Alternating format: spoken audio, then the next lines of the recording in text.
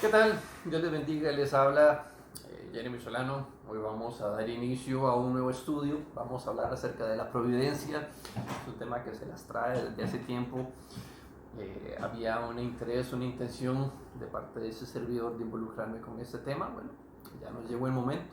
En este caso vamos a hacer este estudio en formato de video. El anterior que hicimos acerca de la gloria de Cristo fue hecho en formato de audio solamente. Y bueno, entendemos que las circunstancias que están pasando, el entorno en el cual estamos viviendo ya de por sí es bastante complejo. Hay muchas circunstancias difíciles, hay cosas que definitivamente cuesta mucho entender, cuesta mucho digerir, ¿verdad? De ahí que ese tema de alguna u otra manera nos puede traer paz a nuestro corazón. Mi anhelo es que Dios nos permita entender y atesorar en nuestra mente y en nuestro corazón los elementos que Él quiere, pues que nosotros atesoremos, que lo pongamos por obra. Y vamos a tomar como referencia un libro llamado El Misterio de la Providencia de John Flavel, y vamos de una vez entrando de lleno al estudio con una palabra de oración. Mi Señor, Padre eterno, te agradezco por este día. El hecho de que estemos vivos es una manifestación del cuidado que tú tienes para con nosotros. Te agradezco, mi Señor, porque provees conforme a tus riquezas en Cristo Jesús.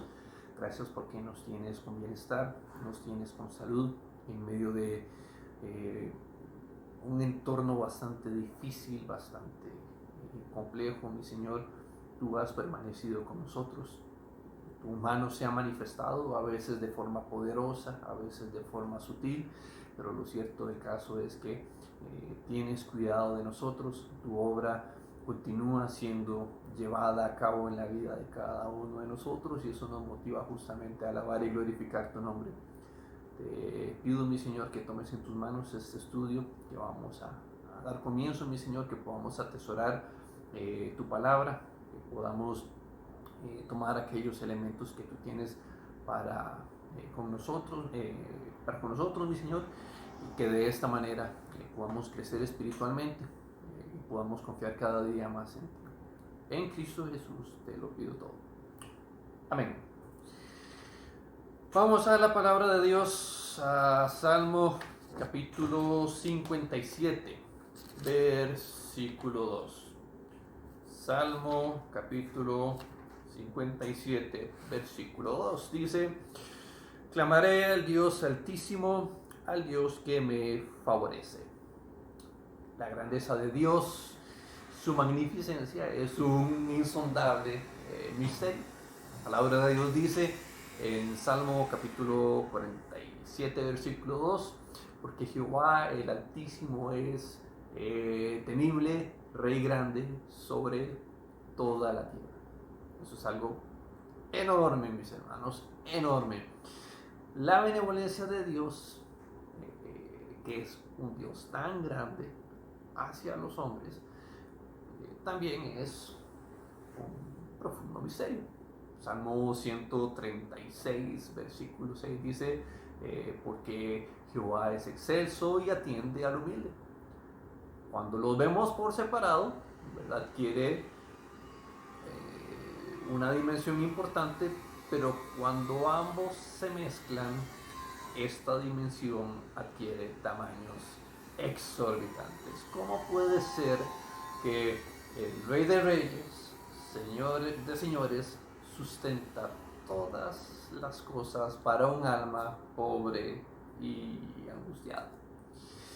Dios, que hace que todo funcione, que consuela la aflicción de sus hijos, los cristianos, aquellos que recibieron a Cristo como su único y suficiente Salvador. El Señor tiene cuidado de que todas las cosas estén funcionando. Gobierna no solamente sobre los creyentes, sino que también gobierna sobre las más rebeldes criaturas. Y si bien es cierto, estas criaturas tienen en sus pensamientos cosas malas o maquinaciones las más terribles que podamos imaginar, el Señor puede llevarlos hacia un buen puerto, hacia una solución que puede ser bendita. Una opinión personal: un mundo ajeno a la presencia de Dios y a su providencia vendría a ser toda una calamidad, sería catastrófico. El primer pasaje que nosotros leímos, Salmo capítulo 57, versículo, fue compuesto por David cuando huía del rey Saúl. En ese momento se encontraba en el desierto de Engadi, estaba escondido en una cueva, por demás un lugar inhóspito, ¿verdad?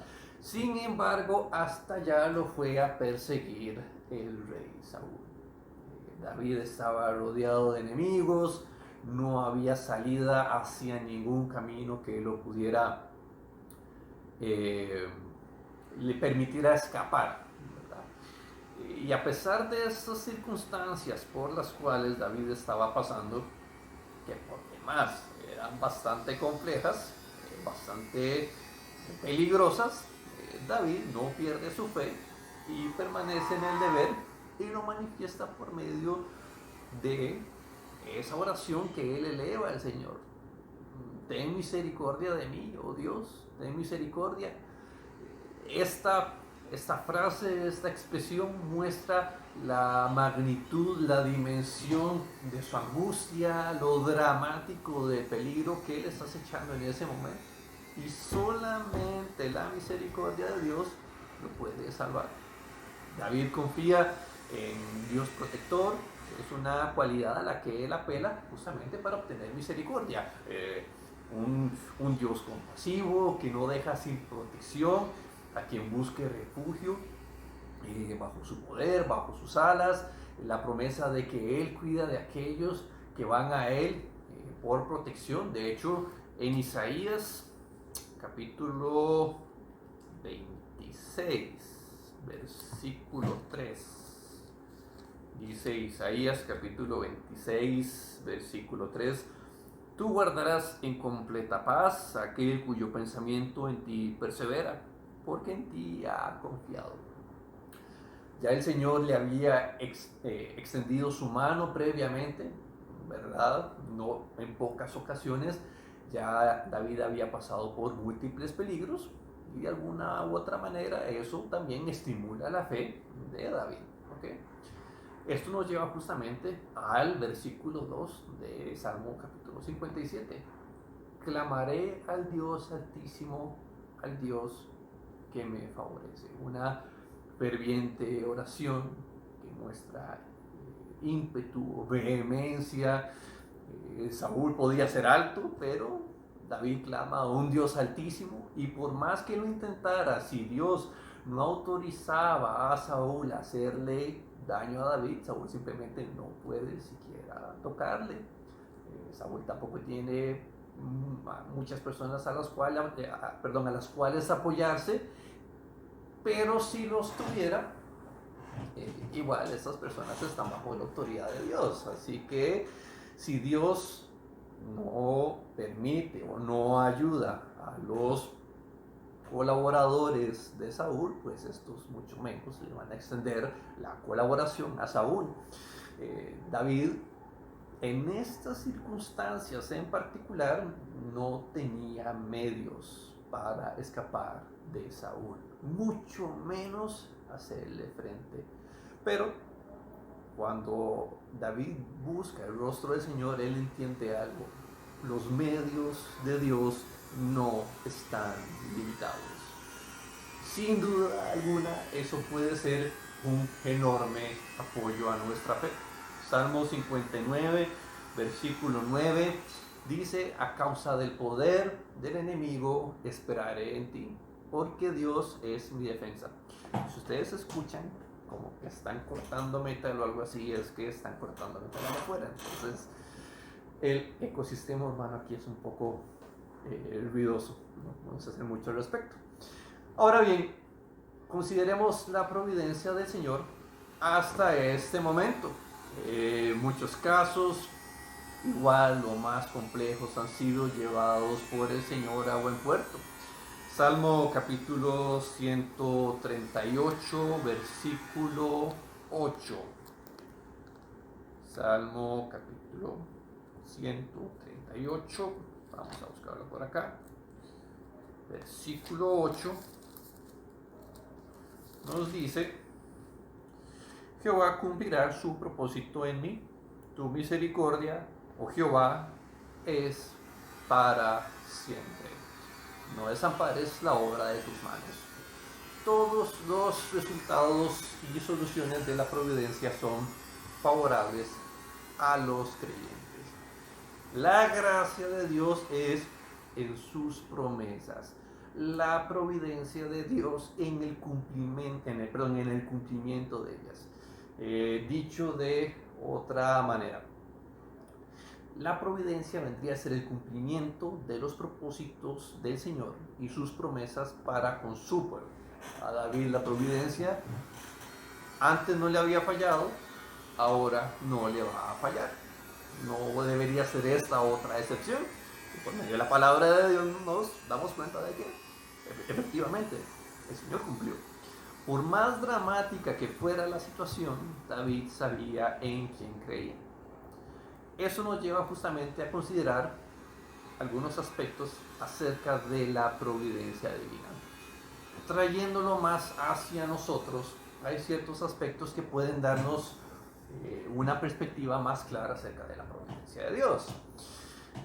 Lo primero, la materialización de la providencia manifiesta el interés universal y su influencia en todas las preocupaciones e intereses de los creyentes.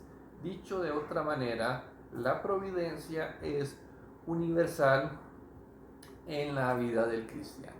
Tiene que ver con absolutamente todo. Considera cada cosa que se relaciona con los cristianos a lo largo de todas sus vidas, desde el primero hasta el último evento. No solamente aquellos eventos que son grandes o importantes, sino aquellos que pueden ser simples, sencillos, diminutos, todos gestionados y dirigidos por Él.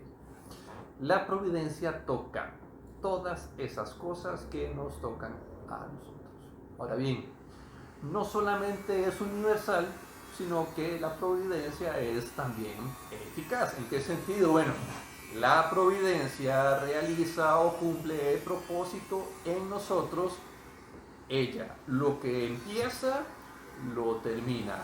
No hay ninguna dificultad, ningún obstáculo que la obstruye. No hay casualidades atravesadas que impidan la fluidez de su actuar, sino que lleva cada designio a través de las diferentes barreras que se le pueden llegar a presentar. Su determinación, si se quiere decir, es irresistible e incontrolable. Lo realiza para nosotros. Si ya de por sí la providencia es universal y es eficaz, la providencia es beneficiosa para los santos, realiza todas las cosas para ellos. Por lo general tendemos a ir con este punto con ideas preconcebidas.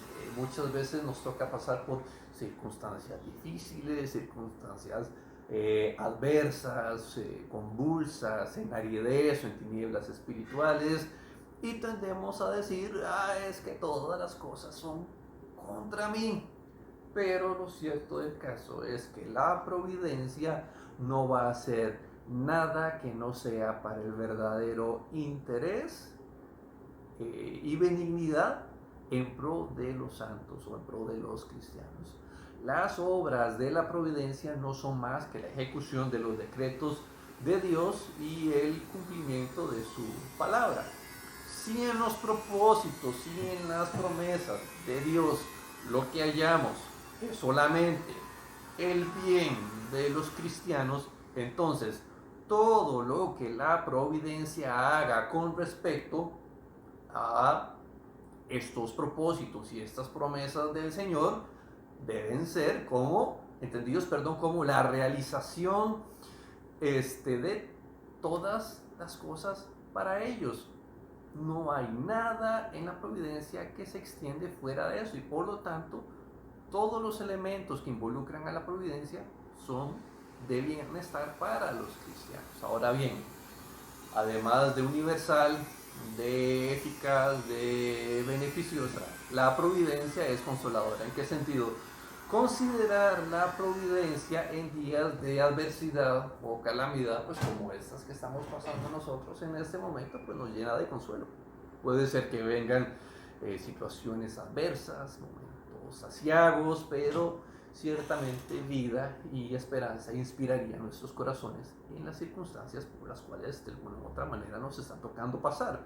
Es lo que, no sé, alienta al salmista en aquella situación tan agobiante, en medio de la desesperación o la desolación, sin mayor margen de distancia entre él y su ruina. Un formidable e iracundo enemigo, como lo era el rey Saúl, lo había llevado al extremo de tener que estar escondido debajo del agujero de una roca. Y hasta ahí lo persiguió. Y a pesar de que su alma estaba entre leones, es lo que dice Salmo capítulo 57, versículo 4, bajo el riesgo de ser, no sé, muerto, haber considerado la misericordia de Dios Altísimo desde el inicio hasta ese momento, bueno, eso mantuvo su corazón en pie y así le inspiró esperanza y vitalidad a sus oraciones. Y así podemos llegar a entender lo siguiente: es deber de nosotros los creyentes, especialmente en tiempos de dificultades, meditar en las obras de la providencia del Señor para las diferentes circunstancias en las cuales estamos pasando, ¿okay? A través de todas las etapas de nuestra vida. Isaías capítulo 26, versículo 12 dice: Jehová, tú nos darás paz, porque también hiciste en nosotros todas nuestras obras. A través de las generaciones, los cristianos nos hemos valido de esta práctica, preservando en nuestro corazón y en nuestra mente los recuerdos de aquellas providencias más destacadas que nos han acontecido. ¡Cuál tesoro invaluable! Lo podemos almacenar en un libro, lo podemos registrar en nuestra memoria o en nuestro corazón. Todos aquellos favores que el Señor ha hecho para nosotros, recordarlo nos trae gozo, satisfacción, nos puede traer placer. Vemos el caso, por ejemplo, en la palabra de Dios acerca de Moisés. Por decreto del Señor escribió un memorial de aquella victoria sobre Amalek como respuesta de la oración. Y allí edifica un altar con la inscripción Jehová Nisi, o Jehová es mi estandarte. La cita la encontramos en Éxodo capítulo 17, versículo 14-15. Otra referencia, el pasaje de Esther y Mardoqueo, ¿verdad?, que perpetuaron el recuerdo de aquella señal de liberación, propiamente acerca de la conspiración de Amán, Agageo, ¿verdad?, estableciéndose la fiesta de Purim como un memorial a todas las generaciones, familias, provincias. En los días de Purim no dejarían de ser guardados para los judíos y su descendencia jamás dejaría de recordarlos. Esta la encontramos en Esther capítulo 9, versículo 28. Encontramos los salmos de liberación para conmemorar. Encontramos que los padres le daban nombres adecuados a sus hijos para que cada vez que los miraran pudieran traer a su memoria el recuerdo de las misericordias de Dios. Por ejemplo, en 1 Samuel capítulo 1, versículo 20. Encontramos lugares cuyo nombre fue cambiado con tal de perpetuar el recuerdo de aquellas maravillosas providencias, como el caso de Betel. El pozo de agua donde Agar sació su sed de forma providencial, ¿verdad?, por el ángel. Y es que estaba pasando angustia y sin embargo esta fuente fue renombrada como Pozo del Viviente que me ve. Los santos han dado títulos o nombres sobre la misma calificación o consideración acerca de la persona de Dios, y Dios los ha asumido para sí. Por ejemplo, Abraham le atribuyó a Dios Jehová Jireh, Dios proveerá. Gedeón le atribuyó al Señor Jehová Shalom, o Jehová es paz. Dios mismo se titula a sí mismo el Señor Dios que sacó a Abraham de Ur de los Caldeos, el Señor que los sacó de Egipto, el Señor que los reunió de las tierras del norte, recordándoles así que las misericordias de Dios, que son ya de por sí providenciales, en todos estos lugares, bajo todas estas circunstancias, habían sido hechas para ellos. ¿Ok? Ahora bien, vamos con otro punto. Vamos a hablar acerca de dos perspectivas acerca de la providencia. Al igual, para los que fuimos expuestos al tema de la gloria de la iglesia, permiso, existe la posibilidad de considerar diferentes aspectos de la providencia que pueden ser perceptibles o pueden ser imperceptibles. Aunque el hecho de que no seamos capaces de percibirlos, eso no significa que eso no esté ahí. Las obras providenciales de Dios pueden ser percibidas tanto en su forma plena y completa, en toda su perfección. ¿Para cuándo? ¿Para cuándo? Bueno, cuando lleguemos a la eternidad. Okay. Cuando lleguemos al monte de Dios, volvemos a ver hacia atrás y vamos a ver nuestro desierto de Canaán, volvemos a ver hacia el frente y vamos a ver el glorioso reino al cual vamos a entrar, volvemos a ver hacia atrás y vemos el camino que tuvimos que caminar justamente para llegar a entrar al reino. Los cristianos tendrán un panorama pleno, cada parte será claramente apreciada, su uso particular, cómo estaba conectada o entrelazada con las demás partes, la eficacia, el orden conforme a la promesa de Romanos capítulo 8 versículo 28, que dice: y sabemos que a los que aman a Dios todas las cosas ayudan a bien, esto es, a los que conforme a su propósito son llamados. La otra contemplación o la otra perspectiva de la contemplación acerca de la providencia es parcial, imperfecta, y esa es básicamente la que nosotros tenemos en este momento en nuestro peregrinar hacia la gloria. Solamente vemos algunos pequeños trazos, algunos singulares actos, algunos mínimos detalles, algunas bifurcaciones o ramales, una línea, no línea de tiempo, una línea de acontecimientos, pero ciertamente algo limitado. Ahora, si nos ponemos a comparar ambas perspectivas, bueno, la perspectiva de una es abismalmente diferente con respecto a la otra. Sin embargo, cuando lleguemos a contemplar el cuadro entero, el diseño entero de la providencia, que lugar y uso apropiado de cada acto individual que no podríamos entender en este mundo, pero que vamos a ver allá, bueno, eso va a ser un deleite pleno. Así como nuestro Señor Jesucristo en algún momento le habló a Pedro, ¿verdad? Así el Señor también nos habla a nosotros. Juan, vayamos a Juan capítulo 13, versículo 7. Oh, dedo sabio. Respondió Jesús y le dijo: lo que yo hago tú no lo comprendes ahora, mas lo entenderás después. Todas esas providencias que ahora nos parecen oscuras, nos parecen complejas, que tal vez nos llena de zozobra, que las miramos de forma, no sé, aturdida, que nos es imposible reconciliarlas con las promesas del Señor, ¿verdad? Y no es por nada. ¿A cuántas de las providencias que hemos vivido, bueno, las hemos llamado o las hemos tachado de injustas. ¿A cuántas de las providencias hemos censurado mientras nos lamentábamos, mientras nos dolíamos amargamente, como si hubieran sido puestas ahí para, no sé, secuestrar nuestra felicidad?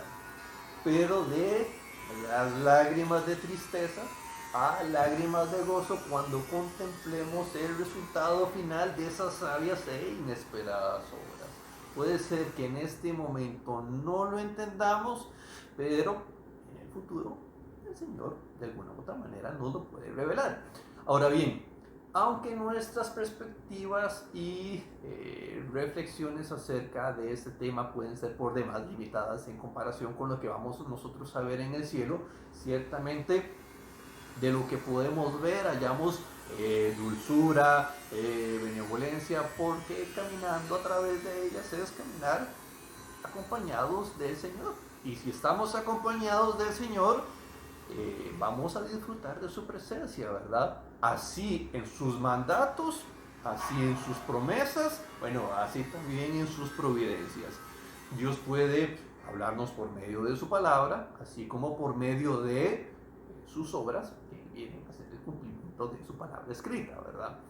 Observando esto, podemos aprender el arte de enlazar aquellos elementos de la providencia y las promesas escritas en la palabra de Dios para llegar a la más simple y contundente conclusión.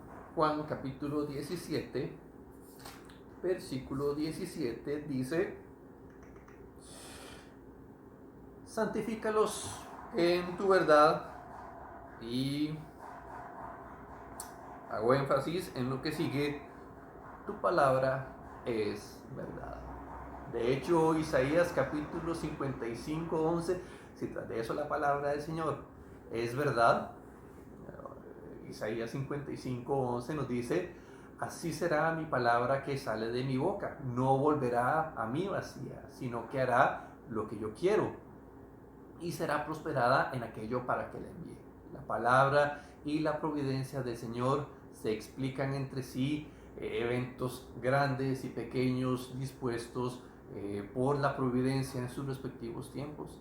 Las promesas del Señor son cumplidas por Él no solamente a la iglesia como un todo, sino a cada creyente de forma particular, todas proporcionadas por la providencia. Beneficios, usos, deleites que vienen de la observación de la providencia es algo en lo que realmente debemos meditar. Miramos hacia atrás y contemplamos ríos de gracia, nos volvemos hacia adelante, con los ojos de la fe podemos ver esas gracias de parte del Señor que vienen desde el futuro hacia nosotros. Así también la providencia, Dios dirigiendo todo, teniendo control de absolutamente todo, mientras que el mundo afanosamente se preocupa en manejarlo por ellos mismos hacia un destino diametralmente opuesto al lugar en el que está el Señor. Bueno, esa es la condición del mundo. Miremos cómo los inconversos, los no creyentes, dedican sus vidas, sus fuerzas, sus recursos, promoviendo todo aquello que se opone a Dios, cómo se resisten, cómo escarban en sus distorsionadas mentes y corazones buscando hacer lo contrario a Dios, incluso dañando o tratando de dañar aquello que Él ama. De hecho, si vos ves a los paganos, por lo general tienden a negar la providencia. ¿Cómo podría ser de otra manera si niegan a Dios? Y si hay quienes creen en Dios, lo hacen, pero negando la providencia. Parece que tienden o son proclives a pensar en que lo mejor para ellos es excluirlo de cualquier asunto relativo al mundo. asumen que, no sé, al Dios involucrarse en estos asuntos vendría, no sé, a sobrecargarse el Señor sobrecargado, no sé. Con el cuidado, el trabajo, el gobierno, los problemas que son propios de este mundo, eso no es consistente con esa felicidad y la tranquilidad de la naturaleza divina que ellos consideran Dios representa. Bueno, ese es el argumento que algunas de estas personas tienen. Lo que tal vez implícitamente quieren decir es que para ellos la providencia de Dios viene a ser un yugo eterno. El Señor que provee, que planifica, observa todo, lo considera todo, tiene cuidado de absolutamente todo y que por lo tanto, de alguna u otra manera, va a existir rendición de cuentas, todo lo que hagan o no hagan a un ente superior, todo debidamente registrado con el fin de rendir cuentas a un Dios, pues todo lo veo, y que por tanto en sus mentes piensan que van a andar en un temor constante. ¿Cuál es la solución? En el caso de estas personas, bueno, persuadirse ellos mismos de que la providencia divina no existe. Aquello suerte, aquello fortuna, esa es la afirmación, ¿verdad? Sin embargo, Dios dice, la suerte se echa en el regazo, más de Jehová es la decisión de él. En nuestro caso, consideremos los designios de Dios sobre nosotros, su sabiduría, su ternura, la manera en cómo Él está pendiente de todas las cosas, ¿verdad?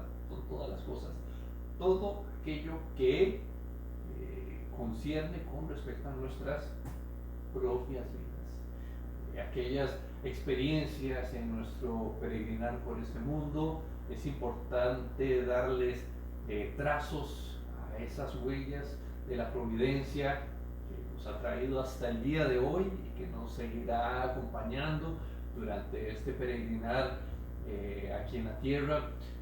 Es importante meditar en las muchas cosas que Dios ha hecho con nosotros. Qué sé yo, aquí la providencia evitó, allá la providencia proporcionó, aquí dirigió, allá corrigió, aquí la providencia dolió un poquito, por aquel lado la providencia alivió, por aquí el veneno, allá el antídoto, aquí la ofensa, allá el perdón, aquí las tinieblas, allá luz, aquí estrecho, allá extendió, aquí hubo necesidad, allá hubo provisión, aquí una relación marchita y desechada, allá un milagroso brote. No sé cómo funciona la providencia del Señor. No hay palabras para expresar semejante deleite de tal corazón abundante en gracia que haya gozo en ocuparse de analizar y de atesorar todas estas cosas.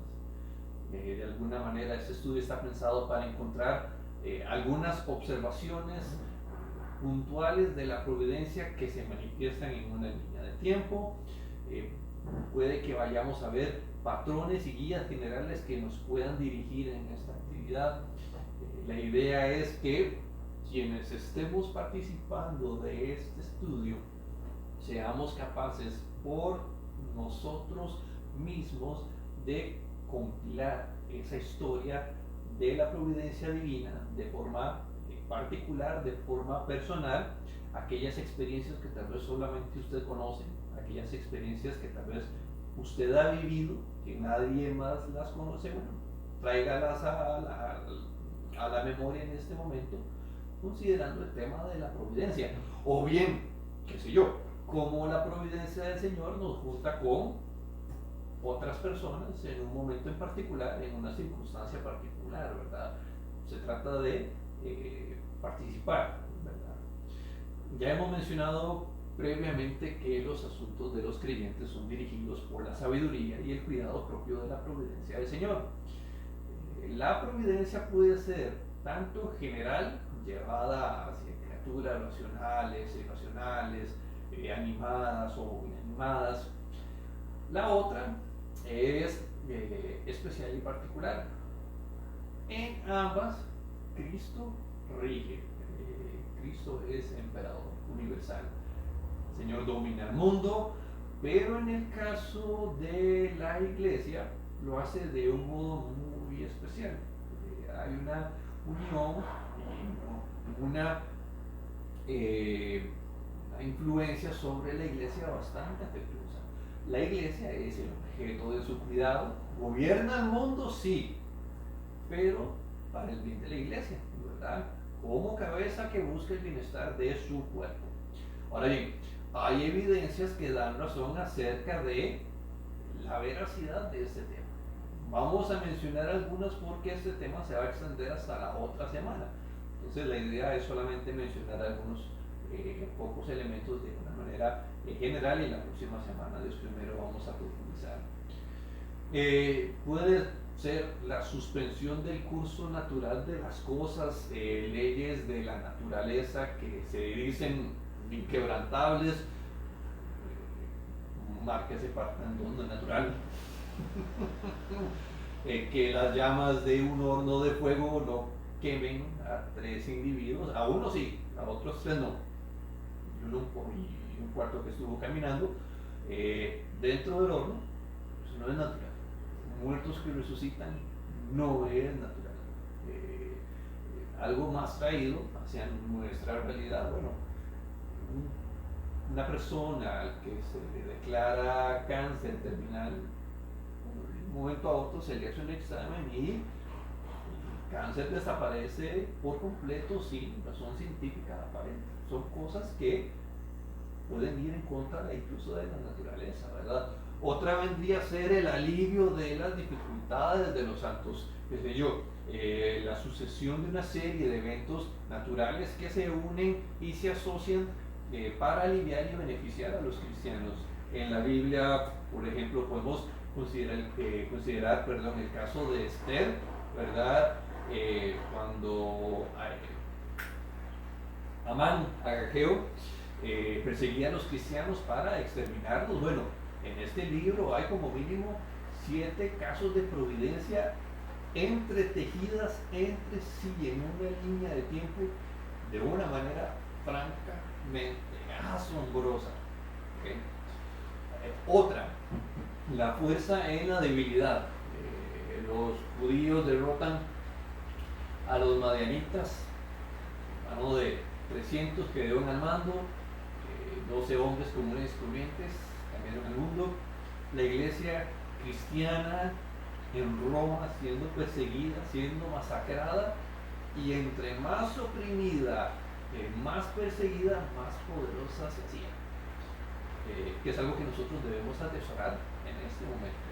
Otra, la prevención del mal, cómo personas van camino hacia el mal, se enfilan hacia el peligro, caminando al borde de la desgracia o de la misma autodestrucción.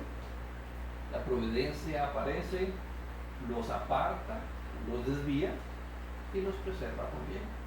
El apóstol Pablo en su ministerio fue expuesto a múltiples circunstancias plagadas de peligros, ¿verdad? Y sin embargo la providencia del Señor lo protegió. Estos son algunos ejemplos de evidencias acerca de la providencia. Obviamente son muchos más. Hoy vimos unos de forma muy superficial. La próxima semana sí vamos a profundizar un poco más. Pero lo cierto del caso es que con base en lo que hemos visto acerca del tema del día de hoy, vamos a cerrar con lo siguiente. Vivimos en tiempos convulsos. Esto es innegable. La iglesia local, la iglesia universal, la visible, la que milita, está pasando por circunstancias bastante difíciles. Los creyentes a nivel individual también están pasando por circunstancias muy duras, ciertamente críticas.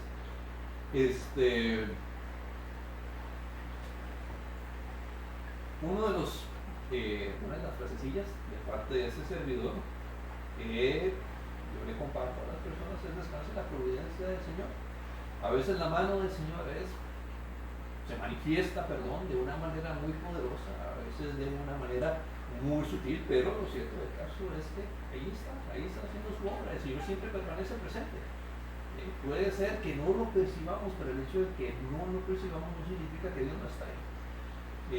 Que este estudio pueda llevarnos a justamente eso, descansar en el Señor, que seamos estimulados a la fe. Si hoy dimos inicio a este estudio, bueno, no es por coincidencia. En la mente y en el corazón del Señor estaba exactamente el mensaje que nosotros debíamos escuchar, ¿verdad? Así lo consideró él, ¿verdad? Por tanto, descansemos y gocémonos en quietud. Para concluir, dice la palabra de Dios en Salmo capítulo 46, versículo 10: estad quietos y conoced que yo soy Dios. Seré exaltado entre las naciones, enaltecido seré en la tierra. Dios los bendiga.